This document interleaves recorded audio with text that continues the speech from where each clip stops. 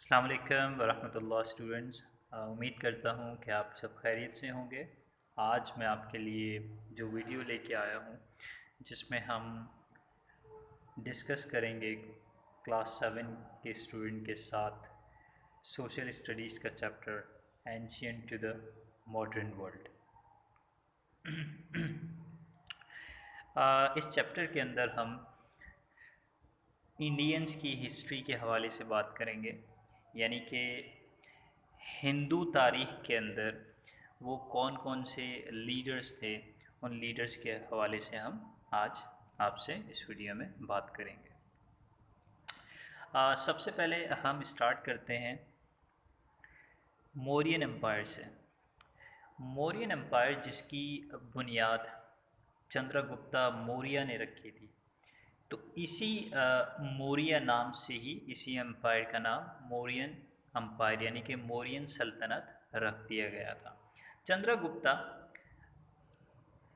کی پیدائش کے بعد ہندو تاریخ کے اندر یہ وہ واحد لیڈر تھا جس نے انڈینز کو اور ساتھ ہی ساتھ ہندوز کو ایک بہت بھاری اکثریت کے اندر لیڈ کیا۔ اور چندرا گپتا موریہ ایک ایسا لیڈر تھا ہندو تاریخ کے اندر کہ اس سے پہلے کوئی ایسا لیڈر موجود نہیں تھا۔ اس نے اپنی سلطنت کی بنیاد اپنے ظلم، جبر، بربریت کی بنیاد پہ رکھی، اور ساتھ ہی ساتھ اس نے اپنی سلطنت کو بڑھانے کے لیے، اس کو وسیع تر بنانے کے لیے اپنی طاقت کا استعمال کرتے ہوئے اس چیز کو مزید اپنی سلطنت کو ایکسٹینڈ کیا۔ اور ساتھ ہی ساتھ جیسے جیسے اس کی طاقت میں اضافہ ہوتا چلا گیا، اسی طرح سے اس نے اپنے سلطنت کو وسیع تر کرنے کی کوشش کرتا رہا۔ اور ساتھ ہی ساتھ میں یہ بھی بتاتا چلوں کہ چندرا گپتا موریہ کا جو بیٹا تھا اس کا نام بندوسرا تھا۔ اور بندوسرا، اور سب سے پہلی بات کہ چندرا گپتا موریہ کی پیدائش، اس کی سلطنت جو تھی وہ 320 بی سی کے اندر، 320 اے ڈی کے اندر اس کی سلطنت کی بنیاد رکھی گئی۔ اس نے اپنی سلطنت کا آغاز 320 اے ڈی کے اندر کیا، اور اس کی سلطنت کچھ لگ بھگ 33 ایئرز کے عرصے تک قائم رہی، جو کہ 320 سے لے کر 354 یعنی کہ 354 اے ڈی کے عرصے تک اس کی سلطنت قائم رہی، کیونکہ 355 اے ڈی کے اندر چندرا گپتا کا انتقال ہو گیا، اور اس کے بعد اس کی جو سلطنت تھی، اس کی سلطنت کا اختتام ہوا۔ تو اب ہم اس میں یہ بھی بات کریں گے کہ کیونکہ چندرا گپتا جو ہے اس کا کردار کیسا تھا، یہ ہندو قوم کے نزدیک کیسا لیڈر تھا، کیونکہ لوگوں کو اس سے بہت زیادہ توقعات تھیں، کیونکہ چندرا گپتا موریہ انڈین ہسٹری کے اندر ایک عظیم، جسے کہتے ہیں دا گریٹسٹ رولر، ایک عظیم لیڈر تھا۔ تو اسی طرح سے یہ اپنی طاقت کی بنیاد پہ اپنی سلطنت کو بڑھاتا چلا گیا، لوگوں کی زمینوں پر، ان تمام چیزوں پر قبضہ کرتا چلا گیا، اور اب اس طرح سے اس کا جو ایک اقتدار تھا اور جو طاقت تھی، جبر کی بنیاد پہ انہوں نے اپنی طاقت کو وسیع کیا، اس کو پھیلایا، جو کہ پھر ایک وقت ایک ٹائم ایسا آیا کہ آدھے سے زیادہ انڈیا میں، یعنی کہ 70% انڈین ایریاز کے اندر چندرا گپتا موریہ کی سلطنت موجود تھی۔ اب ہم آگے چلتے ہیں، جس میں یہاں پہ ایک میپ موجود ہے ہمارے پاس۔ اس میپ میں یہ بتایا گیا ہے کہ جو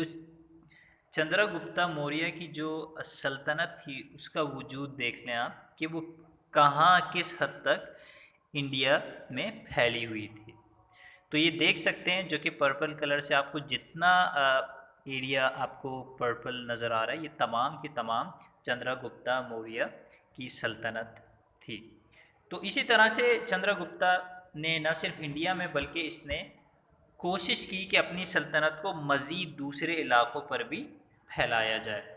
تو اسی اپنی سلطنت کو پھیلانے کے لیے چندرا گپتا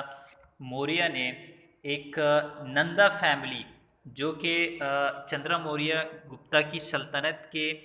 ساؤتھ کی جانب موجود ایک فیملی تھی، جہاں پہ جن کا راج چلا کرتا تھا، آپ کہہ سکتے ہیں جہاں جن کی حکومت ہوا کرتی تھی۔ تو اس نے اپنی حکومت، اپنی سلطنت کو چندرا گپتا نے پھیلانے کے لیے نندا فیملی کے جو بادشاہ تھے، جو رولر تھے، اس کو قتل کر دیا، اور اسی طرح سے اس نے اپنی طاقت، اپنی سلطنت کو پھیلانے کی کوشش کی۔ اسی وجہ سے چندرا گپتا کو ایک عظیم لیڈر کہا جاتا ہے، کیونکہ اس نے انڈیا کے اندر ایک، جس کو کہہ سکتے ہیں کہ تقریباً آلموسٹ پورے انڈیا پر اس کی طاقت موجود تھی۔ تو اب ہم بات کرتے ہیں کہ چندرا گپتا جو ہے اس کی گورنمنٹ کیا تھی، اور ایسے کون کون سے کام تھے جس کو یہ کیا کرتا تھا۔ سب سے پہلی چیز یہ ہے کہ چندرا گپتا کی جو گورنمنٹ تھی اور اس کے ساتھ موجود جو اس کے وزراء تھے، جس کو کہتے ہیں وزیر تھے، یہ ان کے ساتھ مشاورت بھی کرتا تھا، اور اگر جہاں کوئی قبضہ کرنا ہو اپنی علاقے کو یا اپنی سلطنت کو پھیلانا ہو، تو یہ اپنے جو نمائندے تھے، جو وزراء تھے، ان سے مشاورت کرتا، اور ان کی مشاورت کے ساتھ یعنی کہ وہ اپنے حکم نامے کو جاری بھی کرتا۔ تو اس کی ایک وجہ یہ بھی تھی کہ اپنی طاقت کو قائم رکھنے کے لیے یہ ہمیشہ سے ایک قاعدہ رہا ہے کسی بھی بادشاہ یا حاکم کا، کہ جب تک وہ اپنی سلطنت کو پھیلائے نہ، جب تک وہ دوسرے علاقوں پر قبضہ نہ کرے، چاہے وہ جبر کی بنیاد پہ ہو یا چاہے وہ کسی اور بنیاد پر ہو، تو جب تک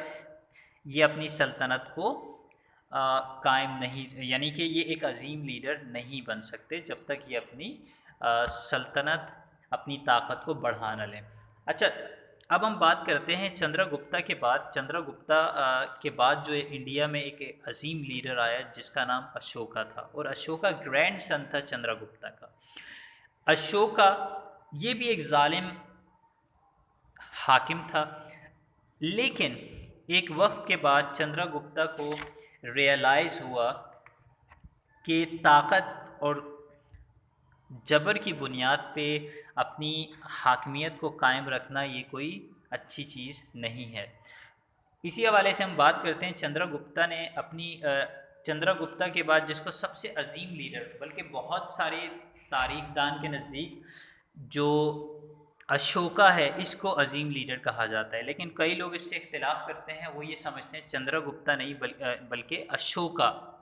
بہت سارے لوگ اشوکا کو کہتے ہیں کہ یہ ایک عظیم لیڈر تھا، اور بہت سارے لوگ چندرا گپتا کو، تو یہ ایک اختلاف ہمیشہ سے موجود رہا ہے۔ اگر ہم اشوکا کی بات کریں، جو کہ آپ کہہ سکتے ہیں کہ پوتا تھا چندرا گپتا کا، تو اس نے بہت سارے اچھے کام بھی کیے، جس میں یہ تھا کہ اس نے روڈز بنائے، اور روڈز بنانے کے ساتھ ساتھ لوگوں کو پانی کی فیسلٹی دینے کے لیے کنوؤں کو کھدوایا، اور بہت سارے مسافروں کے لیے مسافر خانے بنائے، اور ساتھ ہی ساتھ انہوں نے اشوکا نے پلانٹیشن کو پروموٹ کیا، درخت لگائے نہ صرف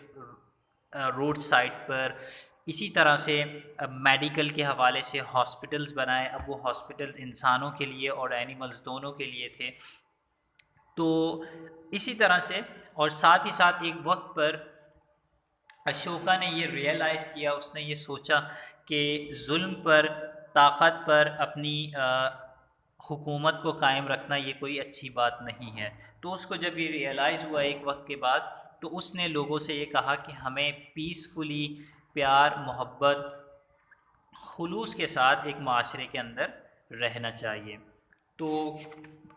یہ کچھ کام تھے جو کہ اشوکا جو کہ ایک اور عظیم لیڈر تھا انڈین ہسٹری کے اندر، اس کے حوالے سے میں نے آپ کو یہ انٹروڈکشن دیا۔ تو انشاءاللہ نیکسٹ ویڈیو کے اندر ہم بات کریں گے کہ اس زمانے کے اندر لوگوں کے وہاں کا کلچر کیا تھا، وہاں کی سوسائٹی کیا تھی، وہاں کی اکانومی کیا تھی، لوگوں کے کس کس مذہب کے لوگ وہاں پہ موجود رہتے تھے۔ So thank you.